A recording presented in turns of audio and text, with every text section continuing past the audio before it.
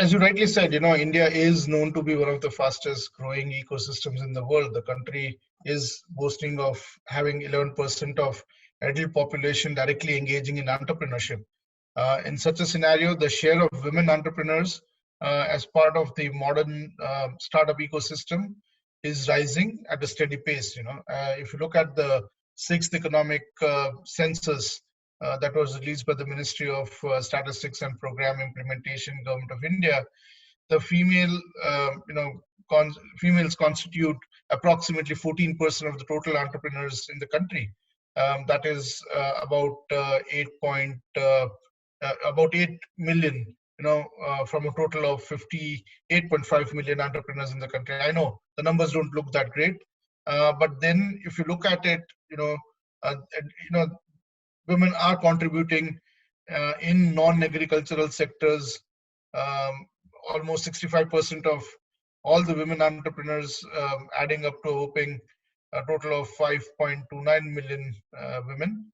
The nation has witnessed a steep rise in the contribution of women playing a role of a founder and helping others create better business opportunities. A recent study by the Reserve Bank of India shows that only in last year, around 5.9% of startups were led solely by women founders, and about 38.6% of the startups were led by a male and a female founder jointly. Of course, this is still less than 50%, but there is a rise that's happening. India at this point is at a critical crossroad today, facing the dual challenge of attaining a sustained high growth trajectory and inclusive growth to be one of the top three economies in the world. Um, while several interventions have helped bridge this gap, women today in India are still undervalued and underrepresented in the startup ecosystem. Thus, channelizing and nurturing the women talent for a young and a new age economy like India is essential for India's growth. The economic impact of achieving gender equality in India at this point is estimated to be uh, about US dollar 700 billion of added GDP by 2025. So if India is looking at reaching in the top three economies, I think this is very vital that we get more women into mainstream entrepreneurship over the years now. Startup ecosystem has seen a lot of changes that are favorable for women joining the Indian startup story. For example, in 2016, Zone Startup India launched Empower, which was India's first tech accelerator for women entrepreneurs. It provided mentorship, industry connect, peer network, investor meets, along with a 6-week accelerator program followed by a year-long support to women entrepreneurs. So this was, just one example. Similarly, there are programs by Saha Fund and Sonda Connect, and these are getting a lot of traction in India as well. For example, FICCI came up with the Greater 50% program last year to bring more women, in the age group of 25 to 45 back into the workforce and focusing more on entrepreneurship rather than getting them to take up jobs. So instead of making them job seekers, they were trying to create more job givers. So that's another initiative from the private sector, which is gaining momentum. There is also a series of government initiatives which are part of the Startup India program or the Mudra scheme, or the Niti Aayog's recent, women entrepreneurship platform or the web. These are all steps in the right direction.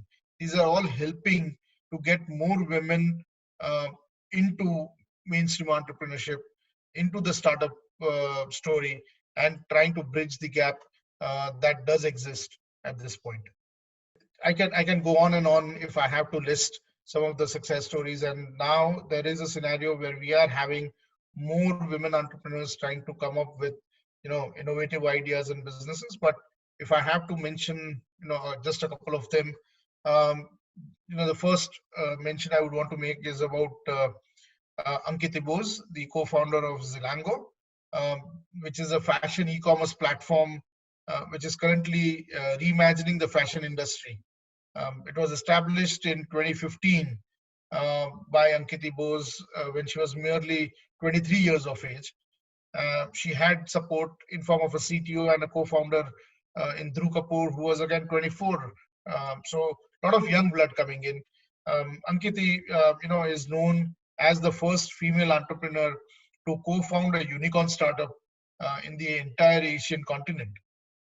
This places her among the only 23 female founders of unicorns um, of the 239 ventures capital-based businesses.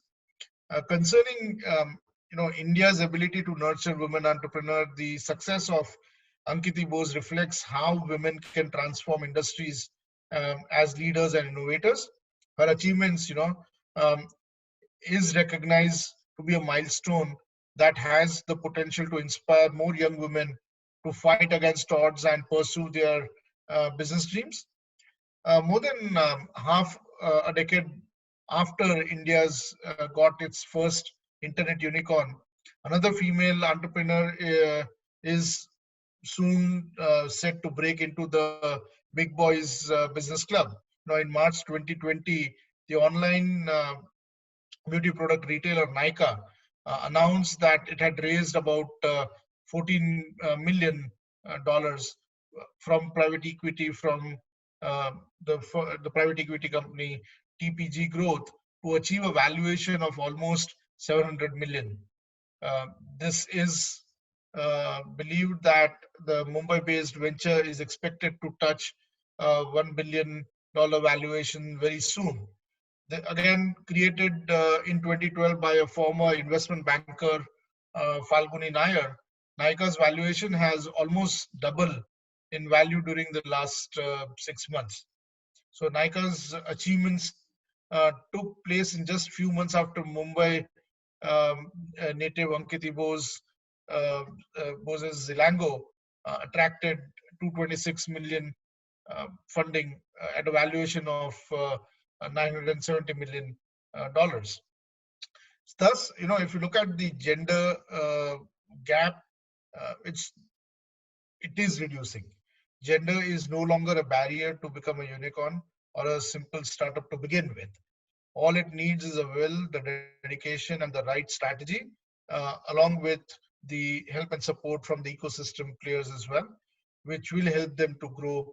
And probably India is going to look at more women entrepreneurs getting into startups in the years to come.